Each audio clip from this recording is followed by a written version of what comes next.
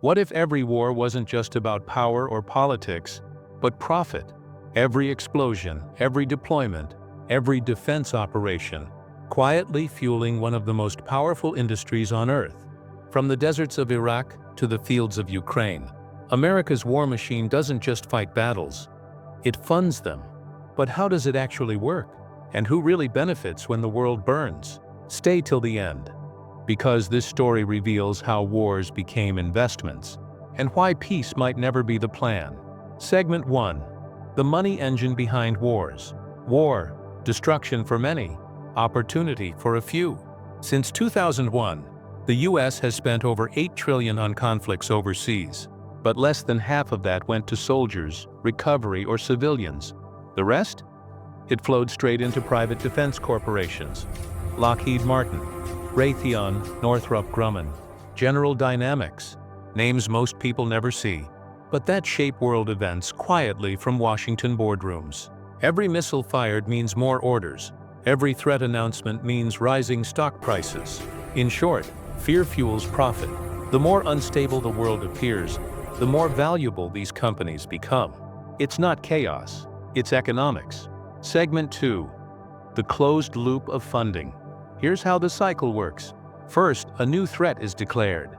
Congress approves a larger defense budget for national security. Billions of taxpayer dollars are allocated. Then those funds circle back to the same corporations that lobbied for the increase in the first place. It's a perfect loop. Public money becomes private profit. Reports show that nearly half of the entire U.S. defense budget, hundreds of billions, go directly to private contractors. These contractors often hire former generals and policymakers, who then influence the next round of decisions. It's a revolving door where power and profit rotate endlessly. Segment 3.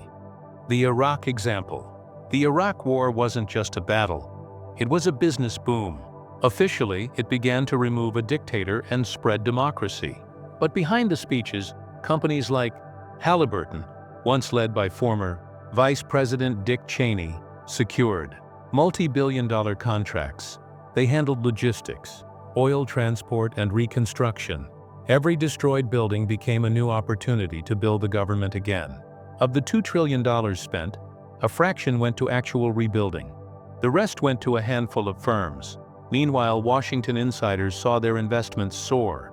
War had turned into the ultimate government-backed business. Segment 4. Afghanistan's endless spending.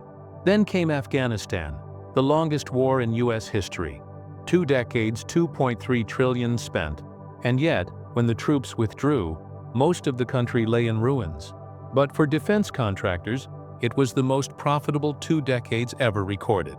Private military firms earned billions providing security, training, and equipment. And when the war finally ended, many simply rebranded and moved to the next hotspot. In this system, war doesn't end. It relocates. Segment 5. Modern version. The Ukraine aid puzzle. Today, the same script repeats, with modern language.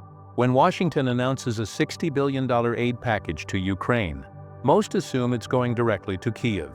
But in reality, most of that money never leaves the U.S. It goes to American factories producing the weapons. The contracts are awarded to defense giants, the same few names again and again. So the aid is more like a domestic investment disguised as foreign help, keeping America's war economy alive while appearing generous. And as the world debates morality, the money quietly circulates back home. Segment 6. The think tank connection. Wars don't start on battlefields, they start in papers and proposals. Think tanks in Washington publish reports urging action or intervention. Many sound neutral but dig deeper, and you'll find they're funded by defense contractors. So when they recommend military escalation, it's not just ideology, it's investment advice in disguise. It's not a hidden conspiracy. It's a polished ecosystem of influence, where research justifies contracts and contracts fund more research. Segment 7. The media and fear economy. To keep the system running, fear has to be maintained. And that's where media narratives step in. Every few months, a new threat dominates headlines. Words like urgent, immediate, and danger fill screens.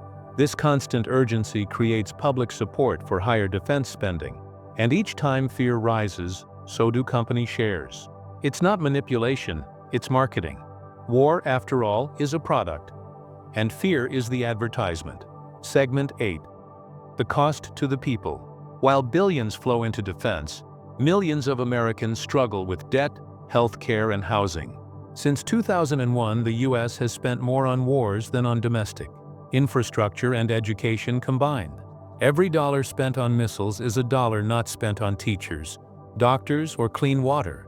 Yet because war fuels jobs and politics, peace often seems less profitable. The economy itself is addicted to conflict. It's not just soldiers paying the price, it's the taxpayers, generation after generation.